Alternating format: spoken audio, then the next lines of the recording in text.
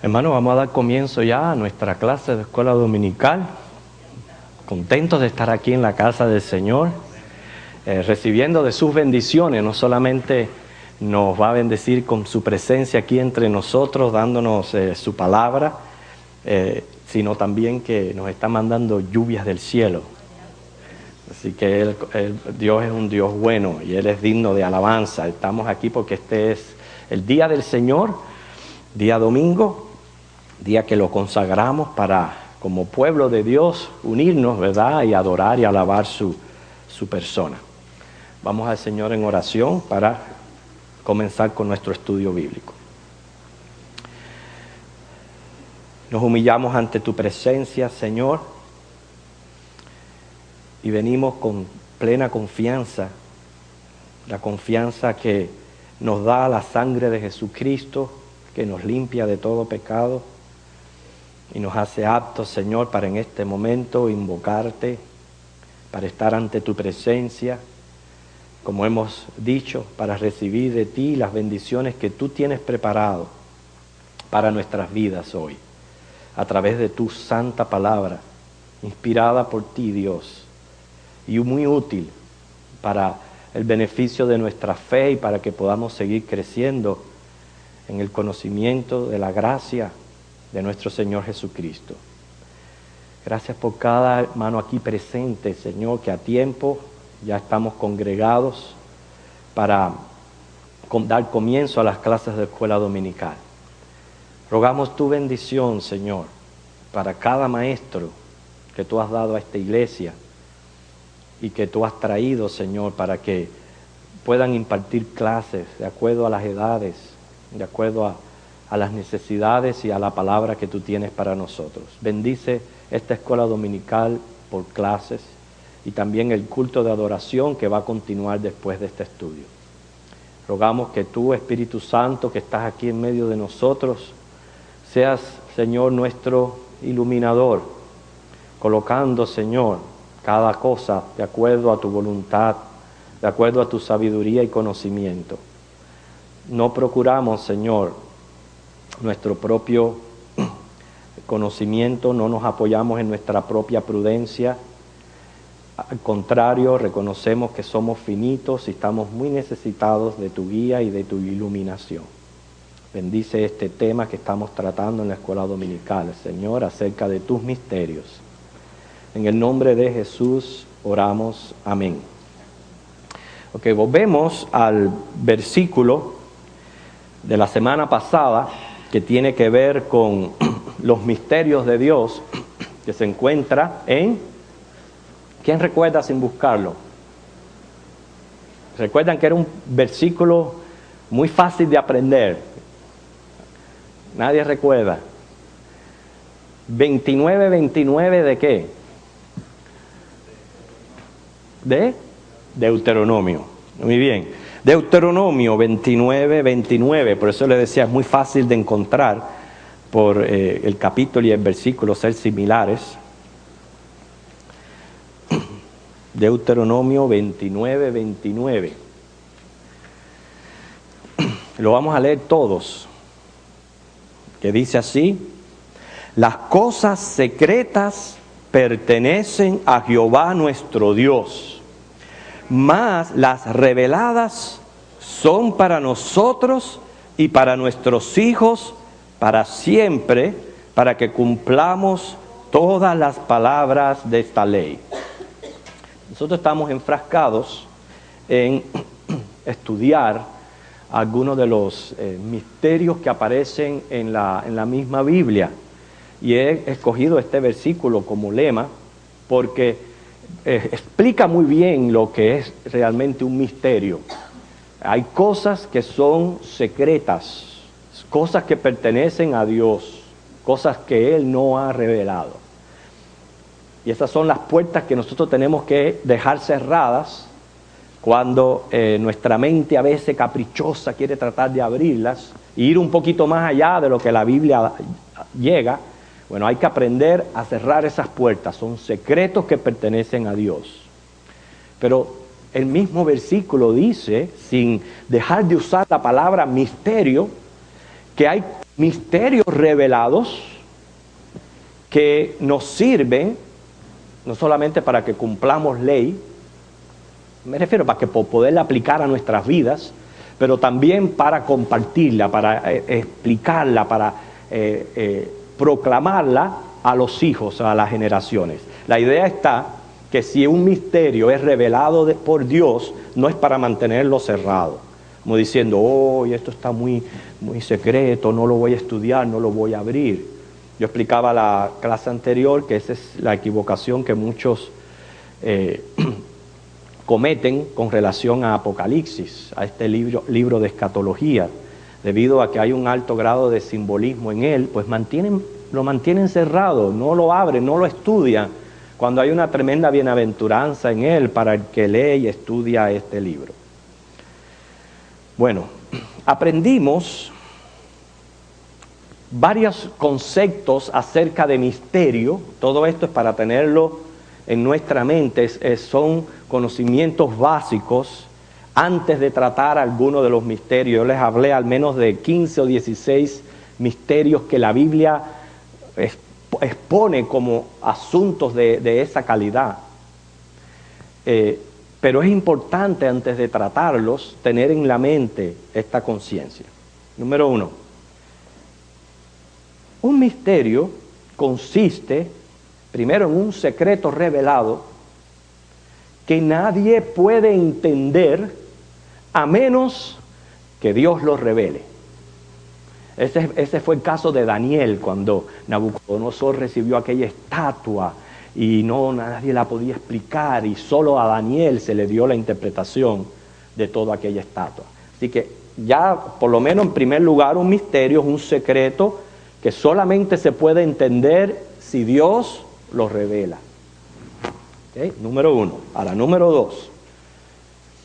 También la Biblia ve como un misterio una acción o dispensación de Dios guardada en secreto hasta la hora precisa y determinada donde Dios entiende que es hora de revelarlo y el hombre está capacitado para recibir esa revelación. Esa es otra manera de ver el misterio de Dios. ¿Entienden? A esto es lo que se refiere Pablo en Romanos 16, 25 al 26. Cosas que estaban escondidas en tiempos antiguos, ahora han sido reveladas a nosotros. Así que también un misterio puede verse algo que Dios, hubo dispensaciones de tiempo que lo mantuvo en secreto, oculto, no lo reveló. Pero ahora es revelado por Dios. Ese es el segundo concepto o apreciación que debemos de tener de un misterio. Tercer lugar, y este es importantísimo, siempre que la Biblia define algún asunto o algo como misterio, va siempre a tener envuelta la idea de algo oculto, profundo, impenetrable y hasta oscuro. En otras palabras, un poquito difícil de entender. Siempre va a haber algo sobrenatural en él. Entonces, es ahí donde juega un papel importante ahora nuestra mente.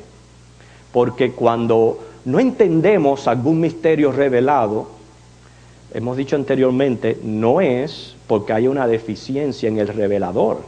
El iluminador es el Espíritu Santo. Más bien la deficiencia está en nosotros y muchas veces juega un papel importantísimo la base doctrinal donde estemos fundados para poder entender, inclusive interpretar y ver ese misterio. Pero siempre va a haber algo que yo no voy a entender. ¿Por qué? Porque es un misterio. Si fuéramos a entender todo con claridad, no habría necesidad de definirlo de esa manera. Entonces esas tres cosas hay que tenerlas en mente para entender los misterios de la Biblia. Un misterio tiene dos sentidos. Un secreto insondable para el hombre que solo Dios puede explicar, o un signo o símbolo, yo hablaba anteriormente, que entonces hay que decodificar. Y para decodificar ese signo o símbolo, no puedo ir yo a acudir a mi propia mente, porque la misma palabra dice, no es de interpretación privada. Cuando la Biblia habla de signos o símbolos, el mismo texto, sea en el contexto o en el texto general de las Escrituras, la misma Biblia lo va a explicar. ¿Entienden la idea? O sea, no es una cosa que ya está en un símbolo y ahora hay que romperse la cabeza descifrando qué quiere decir. No, y eso pasa especialmente con Apocalipsis. Cuando la misma Biblia da un signo o símbolo, o lo explica el texto, o hay otra parte en las Escrituras donde con más claridad habla del asunto y uno puede entonces decodificar el misterio que ha sido dado en signos o símbolos. O sea que hay que tener eso pendiente para los temas que estamos tratando. Nos vamos a regresar al tema de la semana pasada, el cual hablamos del misterio del paraíso, porque ya eso lo explicamos bastante. Estuvimos viendo el misterio del paraíso, y repito, es que use misterio, recuerde, va a haber algo que yo no voy a quizás a tener claro o a entender. El misterio del paraíso, donde cuando hablamos de ese misterio, definimos una verdad central, importantísima. Según el contexto general de las Escrituras, el justo va al cielo a la presencia de Dios. El impío va al infierno separado de Dios. Ese es el concepto general de las Escrituras. Eso es lo que tiene que dominar nuestra mente cuando hablamos del misterio del paraíso. Ya cuando entramos a ese misterio revelado, porque ha sido revelado, entonces ahí donde nos encontramos, que unos piensan así, otros piensan asá, unos dicen el tercer cielo es allá, el tercer cielo es aquí, pero ya es dependiendo de nuestra manera o cómo estamos interpretando nosotros los versículos que tenemos. Y claro, siempre hay misterio. O sea, nunca vamos a decir, oye, yo soy el que tengo que prevalecer en mi opinión, porque hay que respetar también las opiniones de otros que usan pasajes bíblicos para apoyar sus doctrinas. Dentro del misterio del paraíso estuvimos hablando de el ser traspuesto, que lo experimentó Enoc y Elías, o sea, el hecho de pasar de este mundo, no de la manera natural, que es a través de la muerte, sino ir directamente al cielo, porque Eliseo lo vio y lo definió, subió al cielo, lo vio subir al cielo en aquel carro que vino por él, y fue arrebatado. O sea, no vio muerte, él ni Enoc. Hay otro misterio dentro de lo que es esto del paraíso, donde a Pablo se le permite, se le da la experiencia de poder experimentar y ver el tercer cielo. Inclusive, no se le permitió decir nada al respecto, nada. Lo que sí sabemos que lo que él vio tiene que haber sido pero tan glorioso, que impactó la vida de aquel hombre de manera tal que él estaba como en estrecho, no sabía si mejor era irse, si quedarse. El caso fue que la vida de Pablo mostró que lo que él vio fue algo sumamente extraordinario y glorioso, algo fuera de lo común. Y eso le ayudó en su fe, le animó en su tribulación, en su persecución y sobre todo en su ministerio de llevar este evangelio a los gentiles y a lo último de la tierra. Pero es un misterio. Y sabemos que nosotros estamos esperando el misterio del rapto de la iglesia, donde vamos a experimentar lo que le sucedió a Enoc, quizás lo que le sucedió a Elías, que sin ver la muerte vamos a ser llevados al cielo. Eso es una verdad bíblica, eso se encuentra ahí en 1 Tesalonicenses 4 del 13 al 18, 1 Corintios 15 del 51 al 52, habla, dice, no todos dormiremos, pero todos seremos transformados. Pero antes de proceder, o sea, tenemos claro lo que estamos por lo menos poniendo sobre la mesa, el asunto de lo que es un misterio, la verdad bíblica que tiene que predominar, a pesar de que unos piensen de una manera y otros piensen de otra. La Biblia nunca se va a contradecir, siempre va a prevalecer ese sentido de verdad. Y el sentido que tiene que prevalecer en cuanto al misterio del paraíso es: si yo tengo a Cristo como Señor y Salvador de mi alma, yo voy al cielo, yo voy a la presencia de Dios. Si yo no tengo a Cristo, pues no voy al cielo, no voy a la presencia de Dios, estoy condenado al infierno. Esa sí es una verdad grande, central, importante, y para ello es el Evangelio, para ayudarnos a tener la vida en Cristo Jesús. Bueno, otros misterios. Vamos a ver ahora un poquito el misterio de lo que fue aquella resurrección que menciona Mateo capítulo 27, 52 al 53.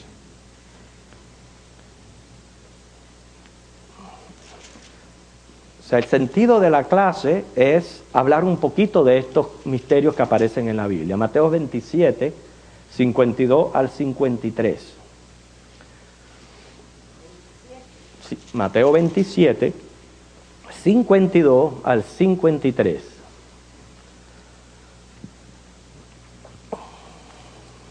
Muchas de estas cosas son difíciles de entender. No se sienta mal si usted no las entiende. Porque, ya dijimos, son misterios de Dios. Misterios revelados, donde muchas veces a lo mejor no estoy todavía capacitado para recibir esa revelación y no lo entiendo. Pero no deja de ser un tema bíblico y que es importante tratar. ¿Alguien lo lee?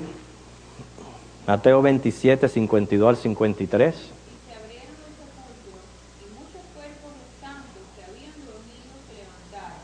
Y saliendo de los sepulcros, después de la resurrección de él, vinieron a la santa ciudad y aparecieron a muchos. No, hasta ahí ya. Son 2 versículos nada más. Es increíble que ninguna otra parte de las Escrituras se menciona este suceso. También para mí resulta un detalle importante que ni los apóstoles,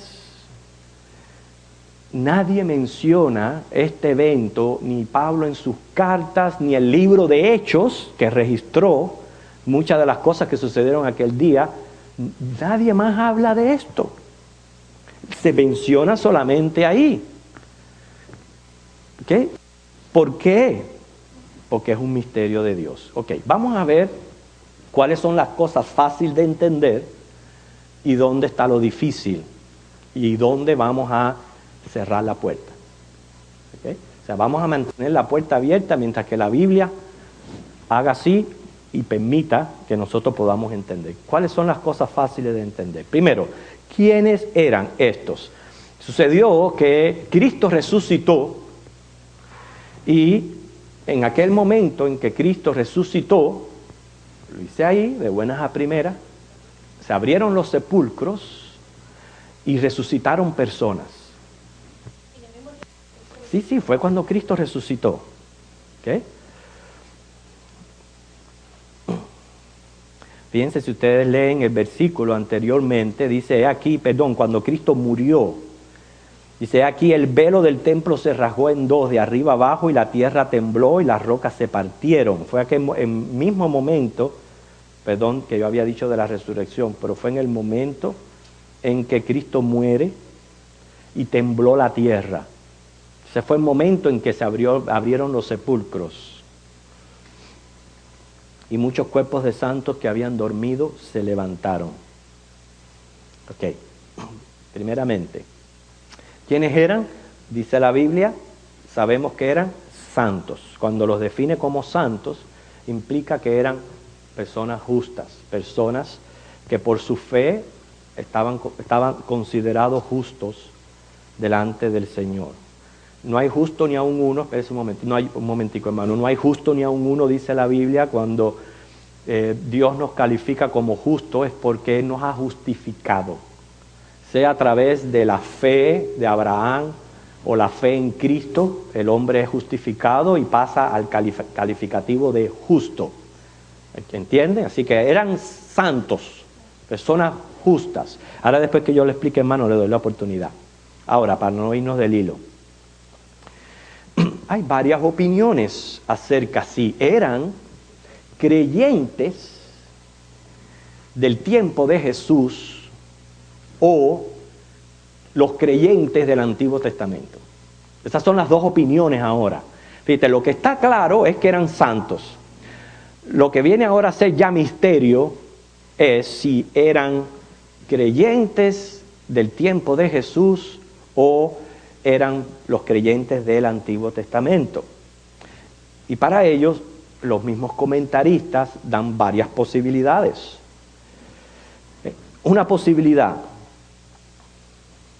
cuando Cristo estaba muriendo, Él estaba venciendo la muerte. Por eso fue que tembló la tierra, los sepulcros se abrieron. Estaba ocurriendo algo muy, pero muy trascendente. Era la victoria de Jesús sobre el último enemigo, que es la muerte. Un evento que no se iba a volver a repetir, único, importantísimo, porque nosotros sabemos que nuestra base cristiana y fe cristiana está en la resurrección, así que mira cuán importante es.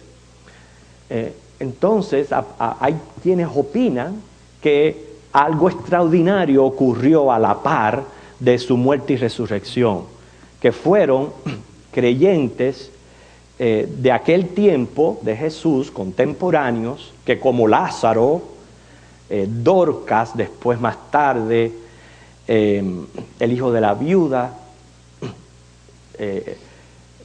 el joven que murió cuando Pablo lo resucitó, en fin, hubieron casos de personas que murieron y regresaron a la vida física, pero para volver a morir. ¿Okay? Esa es la opinión de algunos. Otros dicen que fueron creyentes del Antiguo Testamento que resucitaron en cuerpos glorificados.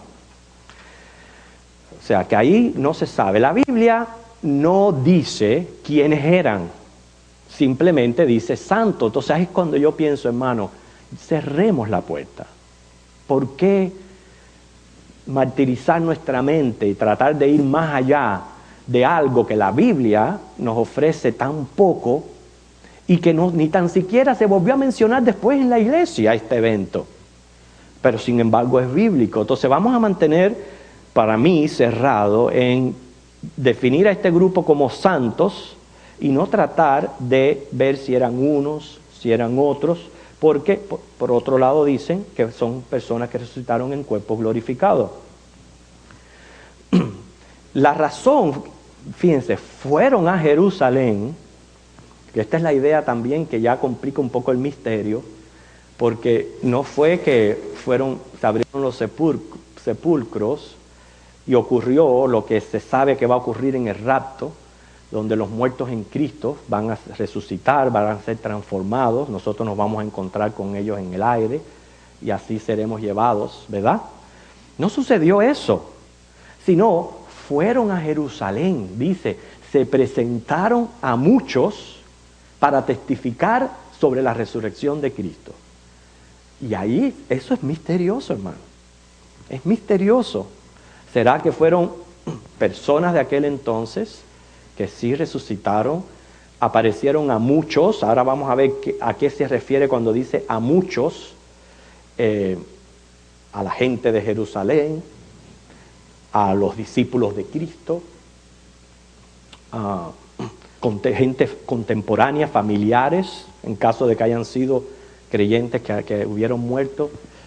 Es difícil, ¿entienden la idea? La idea es difícil porque de que sí fueron a Jerusalén y testificaron de la resurrección, Eso sí es una evidencia y un testimonio bíblico. El caso es que nos encontramos frente a un evento extraordinario y significativo. Por ende, sucedieron cosas extraordinarias. Dios sabe los misterios o los pormenores de este misterio y nosotros nos tenemos que conformarnos con, fueron santos, resucitaron, se aparecieron a Jerusalén a muchos a dar testimonio de la resurrección de Cristo. Y ahí, cierra la puerta y se acabó. En el único lugar donde aparecen las Escrituras.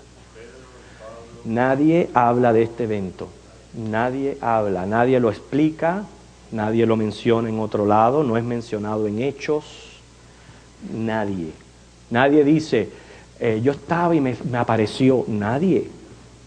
Eso está en secreto. Yo pienso que este es uno de los casos de estos que son buenos candidatos para la primera parte de Deuteronomio 29:29. Los secretos pertenecen a Dios. Ya. Bueno, Melquisedec sí tiene un buen estudio, y si usted lo pone como misterio, yo lo voy a traer a la clase también. Sí, yo lo voy a traer. Sí, cómo no. Ok, hermano, usted tenía una pregunta. Yo quería compartir algo que está en Isaías 26:19 y el otro está en Ezequiel 37. En Isaías 26:19 dice: tus muertos vivirán, sus cadáveres resucitarán. Despertad y cantad, moradores del polvo, porque tu rocío es cual rocío de hortaliza, y la tierra dará sus muertos. Eso está en Isaías 26:19, sí. Y en Ezequiel 37, a partir del 5 en adelante, dice: así ha dicho Jehová el Señor a estos huesos: he aquí yo hago entrar espíritu en vosotros, y viviréis, y pondré tendones sobre vosotros, y haré subir sobre vosotros carne, y os cubriré de piel, y pondré en vosotros espíritu, y viviréis, y sabréis que yo soy Jehová. Ajá. Sí, ok, muy bien. Esos versículos hablan de muerte y resurrección, pero no, para mí no tienen nada que ver con el de Mateo 27. ¿Por qué? Porque nosotros sí hay una promesa de resurrección, y ese versículo de Ezequiel está hablando más bien de lo que va a ocurrir a Israel como nación en su estado espiritual, cuando Dios le dé vida a ellos, cuando ellos reconozcan al Mesías. Eso le digo, profecía sobre la resurrección, claro que hay, pero este evento de Mateo 27, hermano, es un misterio, tiene que dejarlo así, como una cosa secreta que pertenece a Dios. Dios vio necesario e importante que el testimonio de estas personas lo recibieran la gente de aquella época. Eso es otra cosa a tener en cuenta. Como Dios lo vio importante y necesario, Él obró resurrección porque en Él está todo poder y Él sabe el por qué y con qué propósito esto ocurrió, quiénes verdaderamente eran y cuál fue el final de estas personas que experimentaron esta resurrección en aquel entonces. La idea está, o fue una resurrección como la que experimentó Lázaro y Dorcas, resucitaron pero volvieron a morir, o fue una resurrección ya para cuerpos glorificados de los creyentes del Antiguo Testamento. Yo tengo que tener en cuenta aquí, en esta situación, donde Cristo era la primicia. Cristo no había resucitado cuando esto ocurrió, pero la primicia de Cristo era resucitar para no volver a morir. Entonces hay que tener en cuenta eso también. Así que todo eso, hermano, nosotros tenemos que tenerlo en nuestra mente cuando vamos a tratar de aclarar algún versículo bíblico. Pero bueno, vamos allá a cerrar la puerta de ese misterio, porque les dije que vamos a mencionar otros misterios que hay en la Biblia, porque todas estas clases se están tratando acerca de misterios. Algunos vamos a explicarlo un poquito más, otros no. Pero como cristianos, al ser misterios revelados, algo usted tiene que saber y tener su dogma o su doctrina al respecto, porque eso es lo que lo hace usted cristiano. O sea, tener conocimiento de la palabra de Dios y dar mi opinión. Okay. El misterio que encierra la Trinidad. Un solo Dios en esencia, en tres personas. Un misterio. Primera de Juan 5, del 7 al 8. Los voy a mencionar ya. Acuérdense que no quiero que se desvíen de la originalidad de la clase, que es hablar sobre escatología, sobre las cosas futuras, el juicio final, el destino final de las personas. O sea, en ese sentido es que estamos abundando en la clase. Yo no quiero el hecho que yo estoy mencionando un misterio, que hagamos así, ahora nos desviemos del tronco de lo que estamos realmente tratando en la clase de escuela dominical. Pero solamente lo expreso como misterio. El misterio que encierra la Trinidad. Un solo Dios en esencia, en tres personas. Otro misterio se le llama el misterio de Dios, y así mismo lo dice la Biblia. Apocalipsis 10:7, también el capítulo 11, versículos del 15 al 19. Posiblemente sea el misterio más profundo y más complicado de las Escrituras. El misterio de Dios, porque lo dice así por nombre. El misterio de Dios.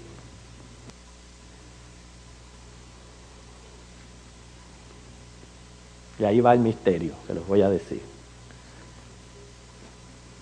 Fíjense para que usted vea lo complicado que es. Apocalipsis 10:7 y también capítulo 11, versículo 15 al 19. Dios es un Dios tres veces santo. ¿Por qué ha permitido Dios que haya tanto pecado y actividad satánica durante miles de años? Eso es un misterio. Y un misterio, ya yo lo dije ya, de los más complicados y de los más profundos. ¿Por qué? Un Dios tres veces santo, un Dios omnisciente. Siempre le he dicho, a Dios no le tomó por sorpresa que Eva cayera en la tentación. Vamos a empezar en lo original. Ni que Lucifer cayera del lugar de su estado, ni que Eva iba a ser tentada, ni que Adán después iba a comer porque Eva se lo propuso y que iba a caer la humanidad entera. Eso no le tomó por sorpresa a Dios. No piensen nunca eso, porque ya deja de ser omnisciente. Y Dios es omnisciente. Pero hay un misterio, el por qué toda aquella originalidad y por qué a través de los miles y miles de años, todavía hoy, Satanás y los demonios tienen acceso a su trono. Y van a ser, claro, destituidos del cielo y etcétera, etcétera. Pero hasta hoy ellos tienen acceso al trono. Todo eso es un misterio. La única respuesta que yo le puedo dar es porque Dios tiene un plan soberano con su pueblo. Esa es la única respuesta que tiene. Y como Dios tiene un plan soberano con su pueblo, Él ha permitido todo esto, pero Él no ha fracasado ni en su plan creativo, ni en lo que Él ha venido haciendo a través de los años, ni la paciencia y la tolerancia que ha tenido con la humanidad, porque lo que Él tiene en mente es su pueblo. Y Cristo como Rey. Pero no deja de ser un misterio. Ok, el tercer misterio que menciona la Biblia es el misterio de la predestinación. Efesios 1:5, Romanos 8, 28 al 30, habla de haber sido escogidos en Cristo desde antes de la fundación del mundo. Y aquí yo estoy de acuerdo con el concepto que menciona Riley sobre el misterio de la predestinación. Efesios 1:5, Romanos 8, 28 al 30. de todos los comentaristas que hay, de todas las opiniones que hay, usted tiene que tener la suya, porque, como digo, a veces son páginas en la Biblia que no podemos arrancar ni ignorar que están ahí esos pasajes. Pero según el concepto de Wright, y esto es lo que yo más o menos entiendo, que comparto junto con él dice: Dios ha determinado de antemano que los que creen en Cristo serán adoptados en su familia y hechos conformes a su Hijo. Romanos 8:29. Repito el concepto. Dios ha determinado de antemano que los que creen en Cristo serán adoptados en su familia y hechos conformes a su Hijo. Romanos 8:29.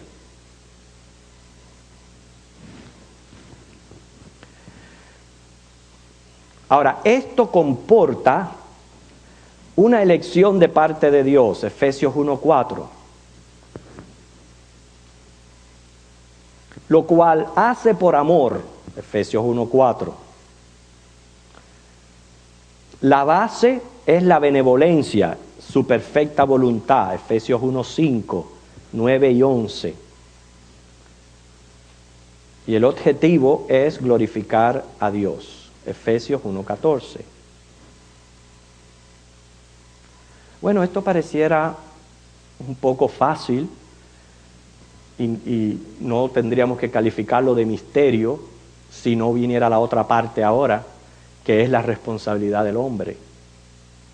Si hasta ahí lo dejáramos, no habría que mencionarlo como misterio, pero también la Biblia habla de la responsabilidad del ser humano, lo que es el misterio de la soberanía versus la responsabilidad humana.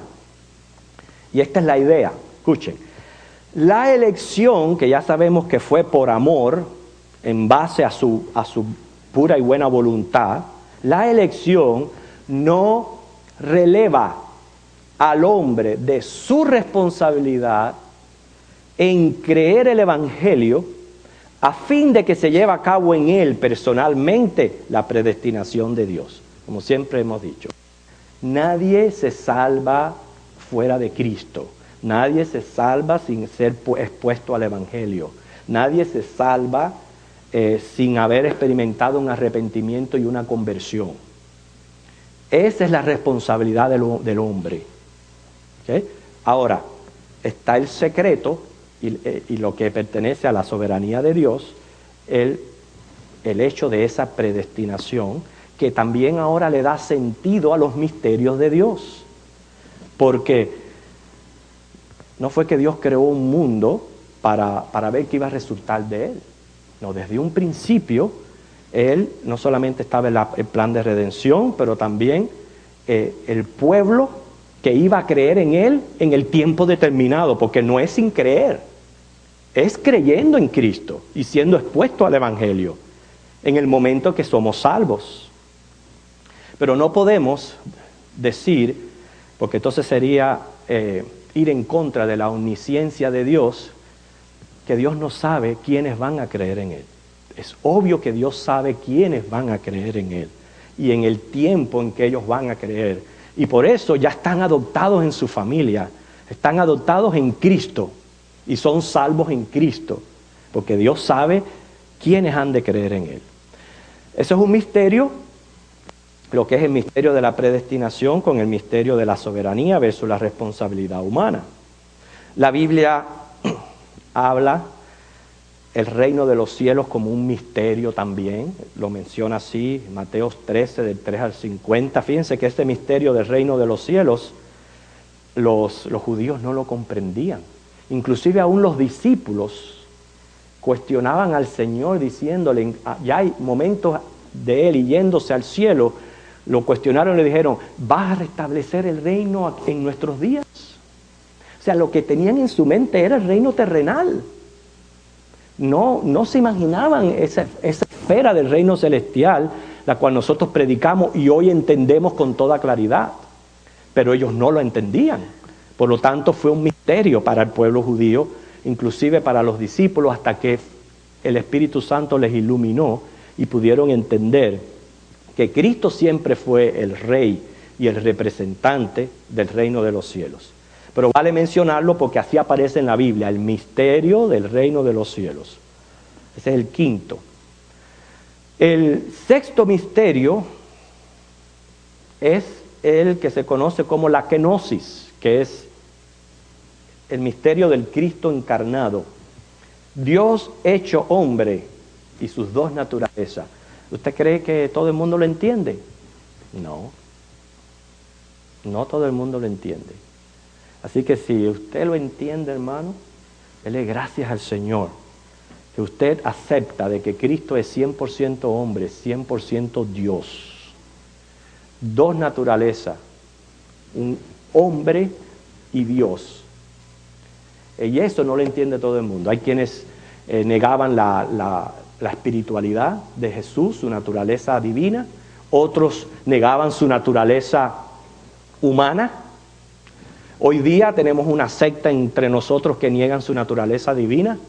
Así que no todo el mundo entiende la kenosis, que es el vaciamiento, que Dios se vació de sí mismo para venir y tomar forma humana.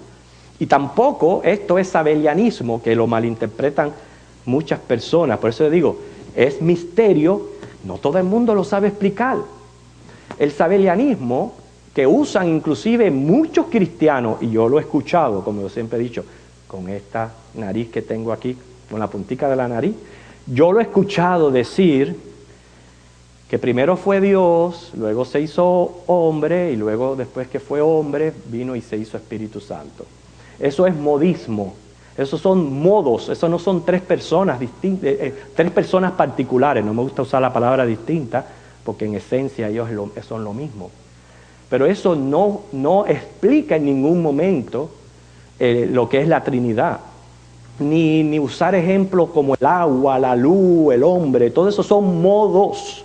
Y eso es el sabelianismo, entender la Trinidad a través de modos. Pero realmente el concepto de la Trinidad es un Dios, tres personas, y Jesucristo, siendo Dios, se humanó y tomó la naturaleza humana. Eso es la kenosis, un misterio, no todo el mundo lo entiende. Primera de Timoteo 3:16 habla del misterio de la piedad. Para la kenosis no había secreto. Sí, cómo no. Colosenses 2:2 y también el versículo 9.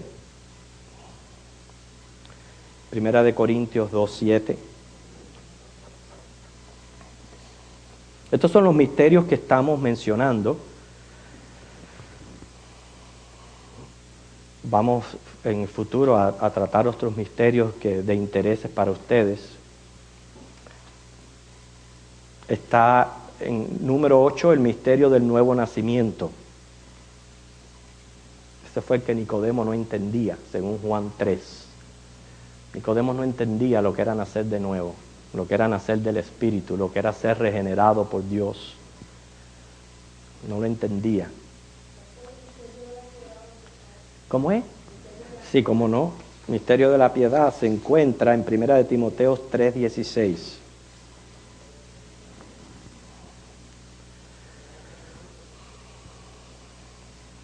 Está el misterio del nuevo nacimiento, Juan 3, número 9. El misterio de la iglesia como cuerpo de Cristo.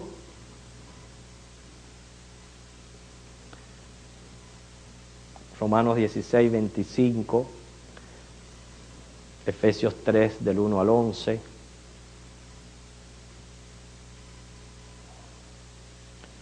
Efesios 6:19.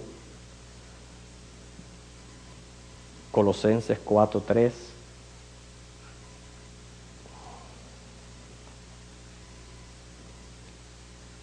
Misterio número 10. Cristo morando en el creyente. Cristo morando en el creyente. Lo presenta como un misterio. Gálatas 2:20. Colosenses 1:26 al 27. Repito, Gálatas 2:20. Colosenses 1:26 al 27.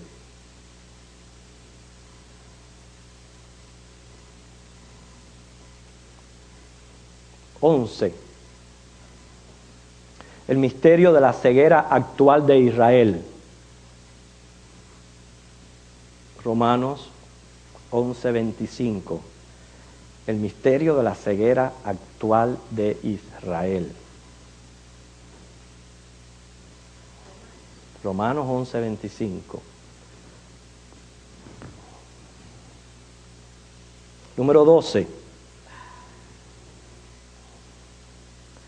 El misterio de la escatología.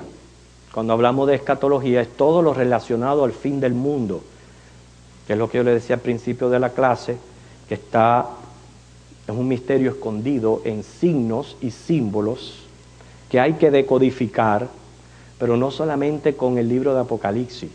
Hay que ir a los profetas, a Zacarías, a Isaías, a Daniel, a Joel. O sea, muchas de las profecías del Apocalipsis están explicadas en estos libros profetas del Antiguo. Y esto es un misterio de que una profecía tenga 2 y hasta 3 cumplimientos. A veces un cumplimiento de la época que era relevante a el tiempo del anticristo. Por ejemplo, Epifanes era un tipo de anticristo. Y eso es un misterio, porque se cumplió en el tiempo de Epifanes, pero también hablaba del anticristo.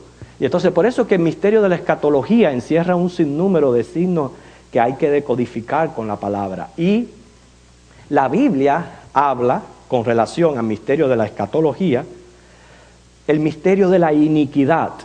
O sea, ya es todo lo que tiene que ver con el anticristo, con Satanás hecho hombre. Misterio de la iniquidad se encuentra en Mateo 13:33 y 2 de Tesalonicenses 2 del 3 al 12.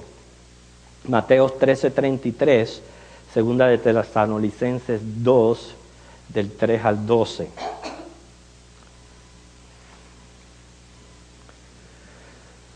Un misterio que cuando uno se le aclaran los ojos, uno puede tener seguridad de que Cristo viene por su iglesia antes de la gran tribulación. Y fíjense lo importante que es a veces entender estos misterios, porque hay personas que dicen, no, el tiempo del anticristo es este. No, el tiempo del anticristo no es este. Antes del anticristo van a venir muchos anticristos, pero el día que el anticristo venga, yo no espero no saberlo, hermana. Yo no voy a estar aquí para saberlo. Pero es un misterio. Así, hermano. Bueno, yo había hablado de Mateo 13:33 como misterio de la iniquidad. Y 2 de Tesalonicenses 2 del 3 al 12. Está el misterio en Apocalipsis de las 7 estrellas. Apocalipsis 1:20, así lo presenta, el misterio de las 7 estrellas. O sea, más bien, el misterio que encierran las 7 cartas, las cuales tenían un triple mensaje o triple propósito. Número 1, mencionar una situación de la iglesia de aquel entonces, de lo que estaba ocurriendo en las 7 iglesias de Asia Menor. Se estaba mencionando, las cartas mencionaban una situación de aquella iglesia en aquel entonces. No, yo no dije Daniel. Apocalipsis 1:20. Ok, o sea, las 7 cartas de Apocalipsis, fíjense, tienen un mensaje para la iglesia de aquel entonces. Pero también cada una de ellas, y aquí está el misterio, cada una de ellas va a representar una época de la iglesia eclesiástica desde que Cristo se fue hasta el momento del rapto. Y cuando usted estudia las 7 cartas, teniendo en cuenta la historia, se va a dar cuenta que en efectivo ahí hay un mensaje profético, porque por eso está en el libro de la profecía. Y el tercer misterio de las 7 cartas es que el mensaje de las 7 le sirven a toda iglesia en todo momento de la historia. Así que eso es un misterio, por eso el misterio de las 7 estrellas se le habla porque las cartas fueron enviadas a los pastores que dirigían aquellas iglesias. Está el misterio, todo esto dentro del número 12, el misterio de la escatología, está el misterio de Babilonia, Apocalipsis 17, del 5 al 7. Y fíjese qué misterio tan profundo. Ya eso lo estudiamos en la clase, ¿se recuerda? Qué misterio tan profundo que hay muchas personas que piensan que Babilonia es la iglesia católica, y no es la iglesia católica. Babilonia, o la gran ramera, es el Israel apóstata. Eso lo estudiamos aquí en el libro de Apocalipsis, y encierra un misterio, eso lo presenta como el misterio de Babilonia. Y la manera de ver el misterio de Babilonia es que Babilonia siempre ha representado la religión falsa, el origen de donde ha salido toda la falsedad en el mundo. Es un río prácticamente de religión falsa. De ese río, una de las ramas del río es la Iglesia Católica Romana, que se parece mucho a su madre, pero no es la madre. Y por eso a veces muchos piensan que porque hay un gran parecido entre la Iglesia Católica con lo que menciona Apocalipsis 17 y 18, ya la Babilonia es el sistema papal, y no es así. Babilonia se tiene que ver como mística religión falsa, que nació allí en Babel con Nimrod. Política, donde el anticristo va a ser su sede, que va a ser en Irak. Y por eso sabemos que de Irak va a salir el anticristo. Y como Babilonia literal es lo que le va a suceder a la nación de Irak en sí. Todo eso es el misterio de Babilonia. Y lo podemos decodificar. Todo esto del misterio de Babilonia también se decodifica usando las profecías de Daniel y otras que hay en el Antiguo Testamento. Es Babilonia. Sí, la gran ramera es Babilonia. La gran ramera es la Israel apóstata, es la que está sentada sobre la bestia. Eso lo estuvimos estudiando en la clase de escuela dominical. ¿Okay? Es el Israel apóstata.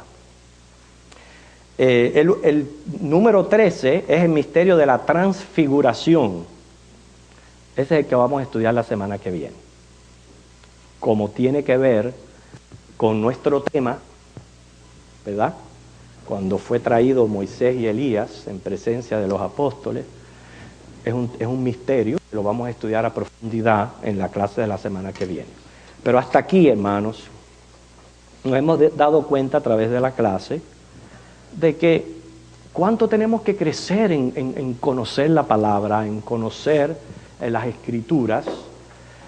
Hay misterios que definitivamente son secretos, como el de la resurrección que mencionamos en Mateo 27. Pero hay otros que son misterios revelados.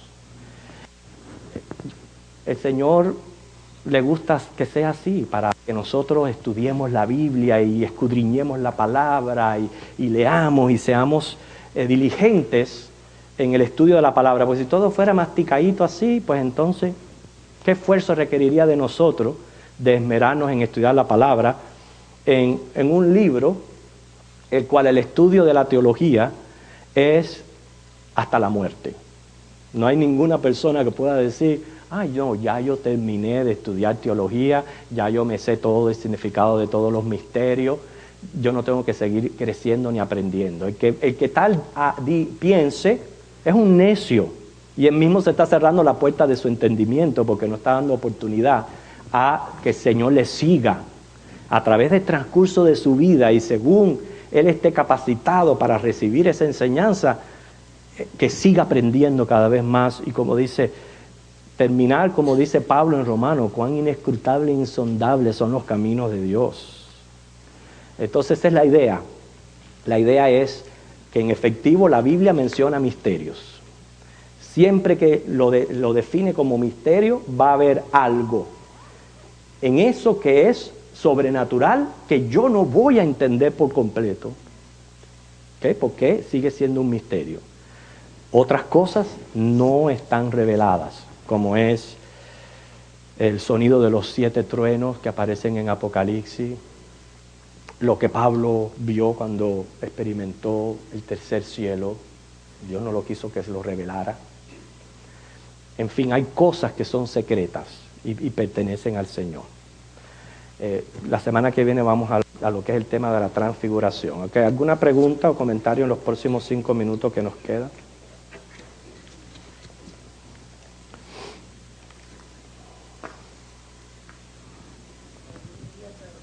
Okay, hermanos, pero es muy bueno lo que usted está diciendo. Créalo o no. El día llegará que lo vamos a saber. Porque Pablo lo dice en 1 Corintios 13. Ahora vemos por un espejo. Pero llegará el momento que vamos a tener claridad en todas estas cosas. Hermano.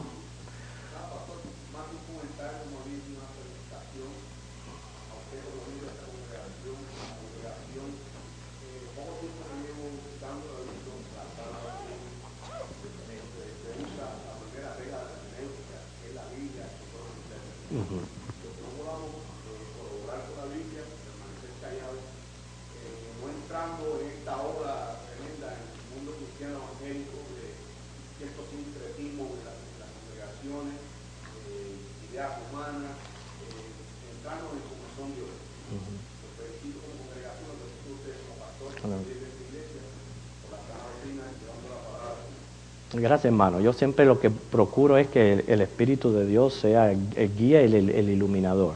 Y quiero decir, a través de los estudios, hermano, a veces mi mente ha tenido que hacer así y cambiar por completo de aquella postura que quizás yo había mantenido, de buenas primeras hacerle así y colocarse en el lugar donde tiene que estar colocada.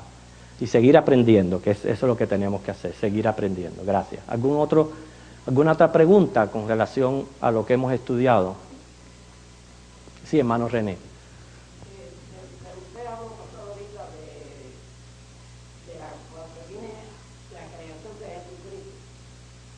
Todo el que está en Jesucristo es salvo. Bueno, si yo le pregunto, y te hablo de eso ahorita, los del Antiguo Testamento, como los profetas Daniel, todos aquellos cristianos que eran israelitas, que creían en Dios, no había nacido Jesucristo en ese momento. No. Entonces, ¿cómo es? ¿A dónde van los señores que más que creían en Jehová que era su Señor? Su pregunta es muy buena. Su pregunta es muy buena. Y fíjense que es interesante que ocurrieron más años bajo esa dispensación que lo que hemos vivido después de Cristo. Por lo menos 8,000 años aproximados. Sin embargo, nada más que llevamos 2,000 años que Cristo vino. Son tremendos misterios, porque a ellos le digo, ¿y por qué no sucedió que en el mismo momento que Adán y Eva pecaron, ahí mismo Dios envió a Cristo, y ahí mismo Él dio su vida, y ahí mismo Él estableció este plan de santificación?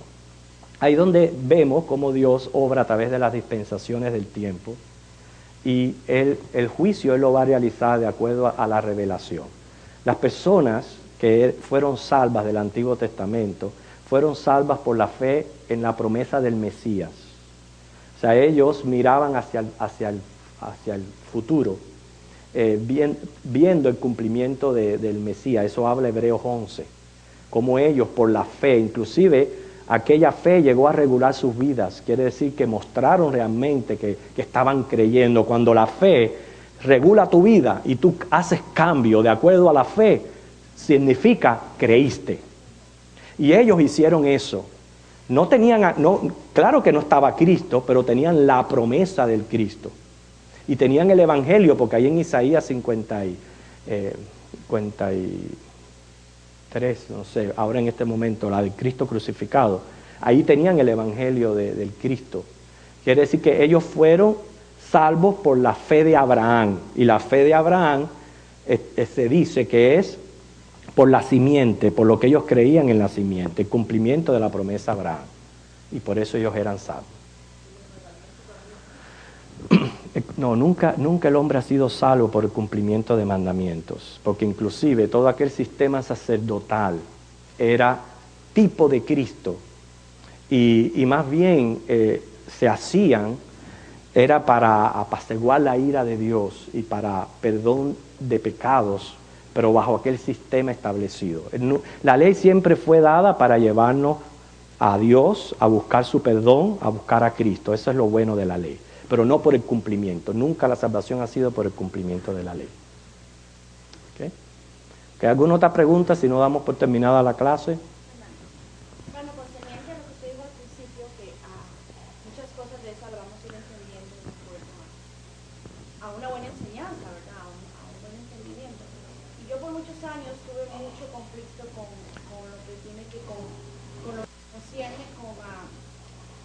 han ya escogido los que se quedan concierne con la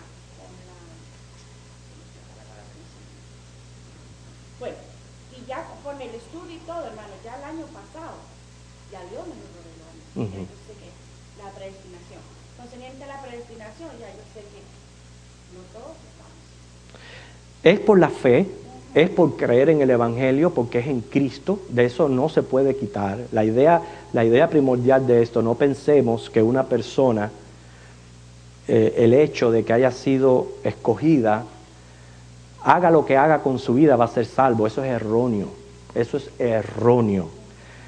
La idea está en que Dios, en su omnisciencia, ya tiene a aquella persona que va a creer en Cristo, que va, porque fíjense que siempre es la fe, el medio es la fe y en el Evangelio. Pero en su omnisciencia, Él conoce su pueblo, Él conoce los redimidos. Por eso que podemos entender esa parte de Pedro cuando dice, Dios no ha venido, no es porque Él no tarde su promesa, sino porque Él espera con paciencia para que procedamos al arrepentimiento. ¿No lo dice así?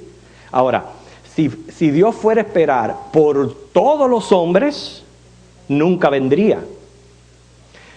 De nuevo, si todos los hombres proceden al arrepentimiento, porque la Biblia habla de la doctrina del infierno y la condenación. Entonces, ¿por quiénes Dios espera? Por los que Él sabe que van a creer en Él, en Cristo. Y por eso es que Él obra de esa manera. Ok, nos ponemos en pie, nos despedimos, hermano.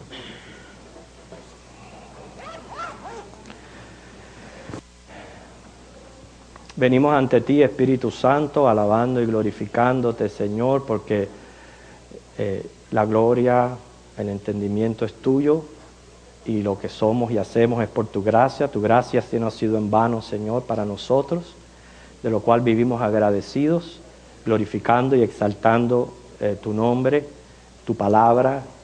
Así que ahora que vamos, Señor, a ir a nuestro culto de adoración, bendice este tiempo, para que con gozo, con alegría y acciones de gracia podamos presentarnos delante de ti y adorarte como tú mereces y participar de la comunión. En Cristo oramos. Amén.